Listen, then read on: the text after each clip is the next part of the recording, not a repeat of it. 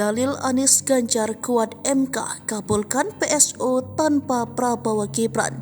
Hotman, jangan nangis kalau kalah. Tim Anies Muhaimin dan Ganjar Mahfud optimis 3 tuntutan dikabulkan MK usai menyerahkan kesimpulan sidang sengketa Pilpres Selasa 16 April 2024 kemarin, yakni membatalkan pemilu 2024 mulai Pilpres hingga Pileg, pemungutan suara ulang, dan mendiskualifikasi Prabowo Gibran. Tim kuasa hukum Amin Ari Yusuf Amir Selasa 16 2024 menyatakan terjadi pengkhianatan pelanggaran konstitusi dan asas bebas, jujur, dan adil dalam pemilu.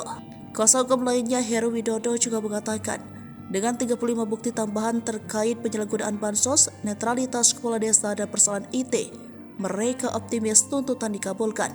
Sementara Ketua Tim Hukum Ganjar Mahfud, Todong Mulya Lubis, juga optimis gugatan dikabulkan karena ada bukti pelanggaran etika di putusan MK nomor .90-PUU-2023. Juga dibuktikan oleh pernyataan ahli etika Romo Frans Magnis Suseno bahwa pencalonan Gibran melanggar etik berat. Lalu menurut Todong, tindakan nepotisme yang dilakukan Jokowi mendorong anak dan menantunya dan abuse of power terkoordinir sehingga optimis tuntutan dikabulkan. Namun Ketua Tim Hukum Pembela Prabowo Gibran Yusril Ihsan Mahendra mengatakan kesimpulan yang telah diserahkan, ia optimis MK akan menolak gugatan Amin dan Ganjar Mahfud sebab dalil para pemohon tak terbukti karena hanya asumsi.